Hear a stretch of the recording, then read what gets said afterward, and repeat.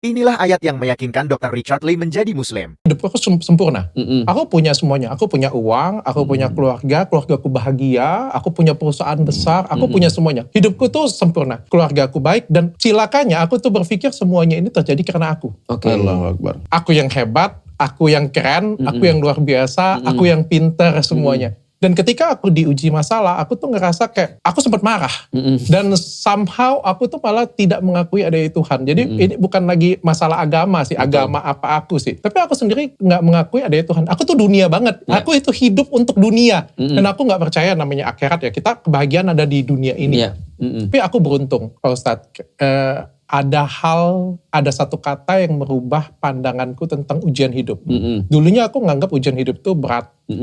Tapi sejak satu kata ini, aku sebut aja ya, sejak aku belajar Islam, dan sejak aku Islam, aku benar-benar merubah pandanganku tentang ujian hidup. Ada satu ayat yang mungkin berkesan bagi aku. Aku minta maaf ya, kalau misalnya aku salah, tolong koreksi ya, kalau aku salah ya. Depan Ustadz aja aku ngomong kayak gini. Aku ada pernah baca, dan gara-gara sih ada yang lewat ya, ada yang pernah baca lewat kayak gitu punya, dan aku baca. Dan tapi itu berkesan banget bagi aku tuh sekitar hampir 2 tahun yang lalu. Ayatnya kalau aku salah itu ayat Al-Baqarah.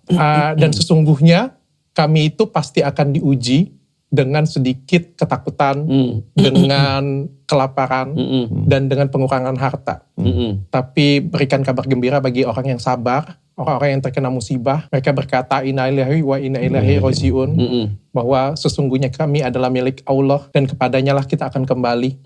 Orang-orang tersebut tuh akan diberikan rahmat yang sempurna, dan akan diberikan petunjuk yang luar biasa. Itu tuh menurut aku se-value dengan apa yang ku yakinin, bahwa semua masalah yang datang itu untuk buat kita itu jadi lebih baik. Bahwa apa yang dikasih itu sebenarnya bukan masalah. Kalau kita nganggap itu masalah, itu jadi masalah. Bahwa ini sebenarnya adalah berkat rahmat yang dikasih oleh Tuhan untuk kita. Bukan ujian, tapi ini adalah berkat.